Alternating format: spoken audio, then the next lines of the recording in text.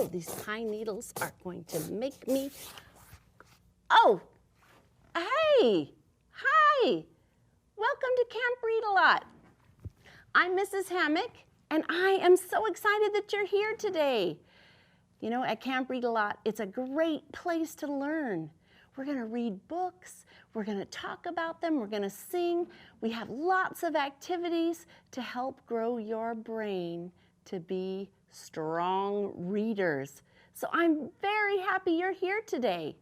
Hey parents, I want you to encourage your children to read outside of books. So some examples might be, maybe as you're riding or traveling in the car, you can have them read the store signs or the street signs to you. Or if you're at the grocery store, have them read your shopping list to you. Or if you're cooking together, have them help you read the recipe. All of those are great examples of reading in everyday life, and we want to encourage our kids to be readers for their whole long life. So that's one idea for you that you might try with your kids this summer. I think you'll have fun with it. I'm so happy to be sharing your reading adventure with you. All right, campers, are you ready to sing our hello song? Let's do it. Hello, readers. Hello, writers. Hello, campers. I'm glad you're here today. Hello, readers. Hello, writers. Hello, campers. I'm glad you're here today. Let's do our Camp Read-A-Lot pledge. Are you ready? All right, get your scout fingers ready. On my honor, I will try my best to be kind to everyone, to have a, that's right, smile on my face and a song in my heart. Great job. I hope you're trying really hard to be kind to everyone and to have a smile on your face. Smiles are friendly, and it tells people that you're a great, kind person. So use your smile. It's a strong tool. Well, here we are at Camp Read-A-Lot, in our beautiful camp, ready to train our ears for sound and all the beautiful sounds at camp, and to train our ears for sound so that we can be great readers. And I'm missing my partner again. That little squirrel, he is everywhere. He's very squirrely. Can you help me find him? Let's call him. Scooter! Oh, Scooter, where are you? Scooter! You think he's in, let me check my backpack. Sometimes he takes a nap in the backpack and he can't hear me. So let me just go check. Nope, just my fishing pole. Scooter, where are you? Do you see him? What, he's in a life jacket? What? Oh my word. Scooter, what are you doing over there? My goodness, how did you get up here? You're gonna fall down. What? Oh, okay, hold on. Oh, I think you're stuck. Oh my goodness, you're gonna knock over our fishing poles. How did you get up there? What? Oh my word. Well, you're not supposed to be over by the lake without a grown-up. You know that. You can't be in the water or by the water without somebody there to look after you. Okay, do you promise you won't do that again? Whew, that scared me. You need to be with a grown-up at all times. And boys and girls, that's for you too. You should not be near the water without a grown-up so that they can keep an eye on you. Water is really fun to play in, but it can be dangerous. And so even if you are a great swimmer, I want you to make sure you always have a grown-up with you when you're around water. Swimming pools, lakes, whatever kind of water it might be, okay? All right, Scooter, thank you for that. All right, are you ready? You are? Great. Okay, today I thought it would be fun to play a rhyming game. Oh, but this time we're going to see if they could come up with their own rhyme. So friends, I'm going to tell you 2 words, and I want you to tell us a word that rhymes. Do you think you can do it? We're going to generate rhyme. That means you're going to come up with a rhyme. Okay, so I worked really hard on this. Let's see if you can do it. What? No. They can do it. They can. You can help if they get stuck. Okay, here we go. Said, bed. What do you think rhymes with said and bed? Do you have an idea? Shout it out. Red. Great job. See, I told you they could do it. Very nice. Okay, let's do another one. Are you ready? Wag. Yes, like wagging your tail. Wag. Bag. Can you think of a word that rhymes with wag and bag? Oh, you're right. It's one of Scooter's favorite games. Tag. Good job. Very nice.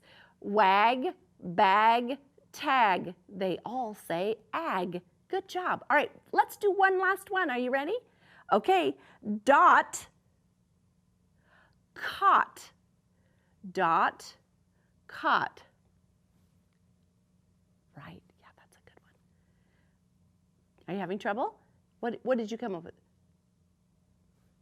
Hot. Yes, it has been very hot. Great job. Dot, caught, hot. They all say ought. Great. Hey. I have a joke. I have a joke for you. Oh, no. Come on, I tell funny jokes. Yes, I do. Okay, this is a good one. You're going to like it. Okay, why did the music teacher need a ladder? Do you know? Why did the music teacher need a ladder? To reach the high notes.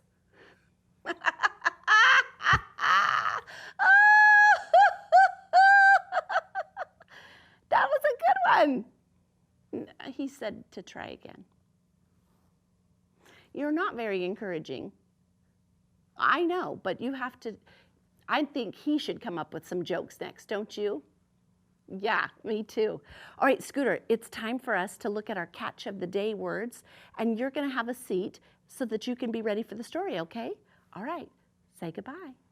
All right, come down here. Oh, all right, you ready? Okay, sit still now. No wandering off. All right, friends, today we have a beautiful story called Suki's Kimono.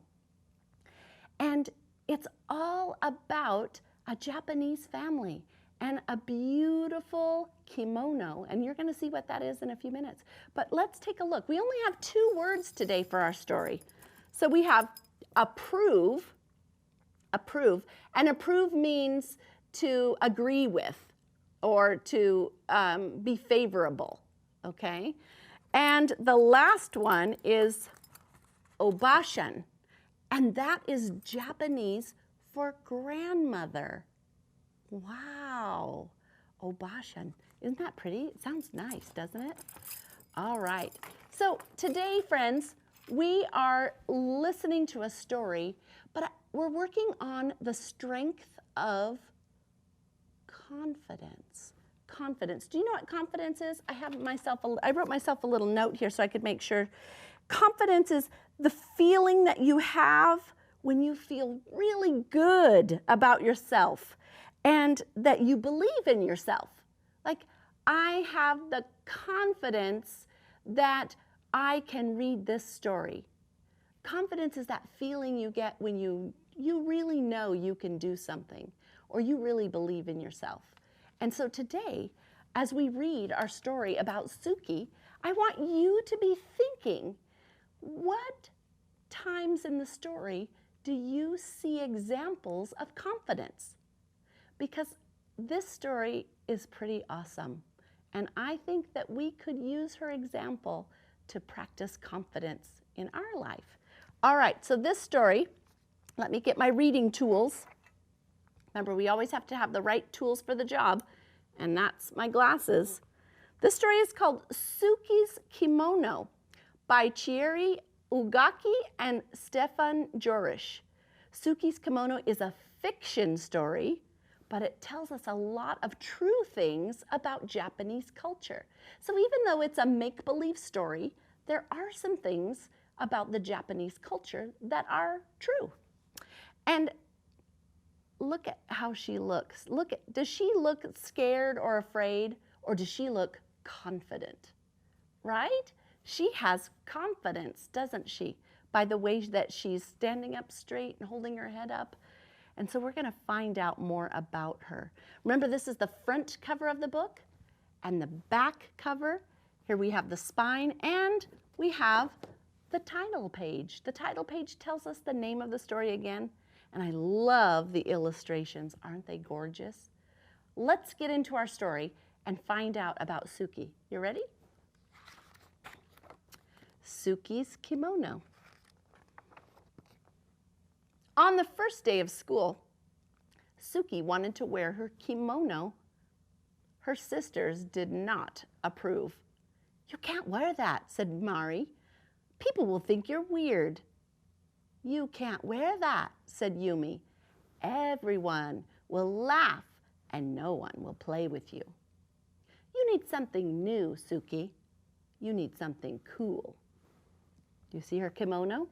Yeah, it's kind of like a gown, isn't it? But Suki shook her head. She didn't care for new. She didn't care for cool. She wanted to wear her favorite thing. Her favorite thing was her kimono. Suki's Obashan had given her the kimono. The first time Suki wore it, her Obashan took her to a street festival where they slurped bowls of slippery, cold soma noodles and shared a cone of crunchy shaved ice topped with sweet red bean sauce. Do you see Suki?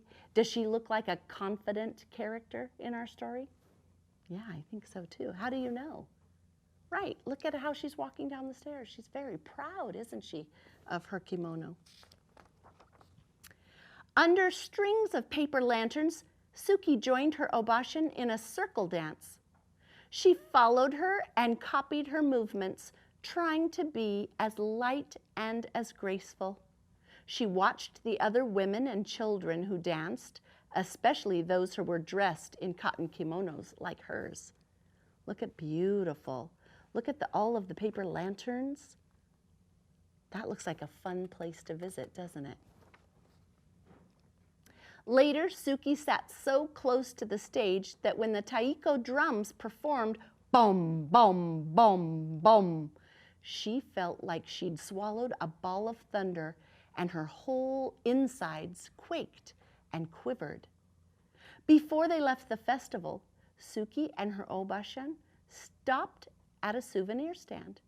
There were many things to choose from, but her Obashan found the prettiest thing of all. A handkerchief of pale pink linen decorated with tiny maple leaves and cherry blossoms.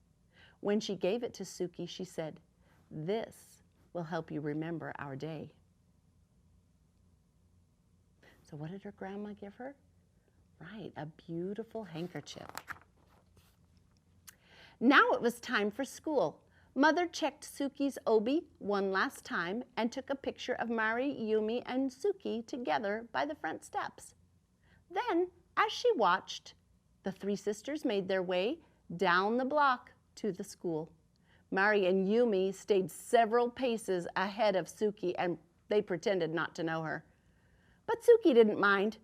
She turned and waved to her mother before she clip-clopped along in her shiny red geta, feeling very pleased in her fan-patterned blue kimono. Once in a while, Suki would lift her arms and let the butterfly sleeves flutter in the breeze. It made her feel like she'd grown her own set of wings. Do you see the other kid? Here she is. Do you see the other kids? What are they doing? How do they feel about her kimono? Yeah, they're kind of giggling behind her back, aren't they? Do you think they're pointing and making fun of her? It looks like it. What could they do to show kindness instead? We'll have to see. When they reached the school, Mari and Yumi hurried across the yard to a group of friends. Suki stopped and looked around. Some of the children turned and stared at her, and others giggled and pointed at her kimono. But Suki just ignored them. She took a seat on a swing to wait for the bell, and a girl dressed in overalls, just like a pair that Suki had at home, sat on the swing beside her. "Hi, Suki," said the girl. "Hi, Penny," said Suki. "How come you're dressed so funny?" Penny asked. "Where did you get those shoes?" Suki lifted her feet off the sand and wiggled her toes. "I'm not dressed funny," she said. "My grandma gave me these shoes." Suki started pumping her legs. After a moment, Penny did the same, and they soon were both swinging as fast and as high as they could. Swoosh, swoosh, up and up. Do you think Penny's question, "Why are you dressed so funny?" do you think that made Suki feel bad? You don't think so? How do you know? Right, she just said, "I'm not dressed funny." When the bell rang, Suki and Penny jumped off their swings and ran to the gym for the first day assembly. Once they were finally taken to their new classrooms, Suki chose a desk near the window, and Penny chose a desk near Suki. As they waited for everyone to find a seat, two boys in front of Suki turned and snickered behind their hands. One of the boys reached over and snatched at Suki's sleeve. "Look at this," he said. "She's a bat." Suki felt her cheeks burn, but she didn't respond. Instead, she concentrated on sitting up tall and straight, the way her obashan always did. It was easy to do that with an obi wrapped snug around your middle. Her obi was golden yellow, and in its folds, Suki had tucked away her pale pink handkerchief. "Welcome to first grade," said the teacher. "My name is Mrs. Paggio." She smiled. "Let's introduce ourselves and tell everyone what we did this summer." When it was her turn to speak, Suki stood up and told her teachers her name. "Hello, Suki," said Mrs. Paggio. "What did you do this summer?" "My grandma visited us," she said, straightening her sleeves. "She brought me my kimono and my gaita," and she raised her foot to show her teacher her red, shiny wooden clogs. Somewhere in the classroom, someone laughed, but Suki took a deep breath and continued. "The best thing was that she took me to a festival, and there were dancing girls dressed like me, and they danced like this." And she took a few steps and swayed her arms sideways. "Look, now she's dancing," someone said, but Suki didn't hear. She hummed the music that she remembered hearing at the festival, and she remembered how it felt to dance barefoot in the open air on the fresh-cut grass that tickled her toes. She tried to picture the other dancers and how they moved forward in a circle with the rhythm of the music, how they stamped their feet first right, then left, swung their arms first up, then down, how they stepped back and back and back, then clapped. When Suki couldn't remember the next step, she made it up, just to keep dancing. 1, 2, 1, 2, 1, 2, stop. When she finished, the room seemed very quiet. Everyone was watching her. Suki sat down, wondering if she was in trouble. But Mrs. Paggio said, "That was wonderful, Suki," and she started to clap. Then so did Penny. And after a moment, so did the entire class. I can see their class community supporting Suki. Can you see that? That's pretty awesome. After school, as the three sisters walked home together, Mari and Yumi grumbled about their first day. "No one even noticed my new sweater," said Mari. "No one even noticed my cool shoes," said Yumi. But Suki just smiled. As she clip-clopped along behind them, Suki pulled out the pale pink handkerchief from her obi and held it over her head to catch the wind. and in her blue cotton kimono and in her red shiny geita, Suki danced all the way home. Great. What a great story. In the end, how did Suki's confidence help her at school? Right, because she felt good about herself. She didn't need anybody else to tell her that it was pretty or that it was good. She already knew it. So when we have confidence in ourselves, then it doesn't matter what other people think because we know what is true. And so Suki definitely had confidence. I think she probably even got more confidence after she danced for her class and they all clapped for her, don't you? Right. The teacher helped them to see something that maybe they didn't see the first time. I love that story. So let's talk a minute about some of the details of Suki's character. So let's think about Suki and her confidence. What did you notice about her? Right, she did not even care what her sisters thought, right? She did not care. So I'm going to write that. She did not care what her sisters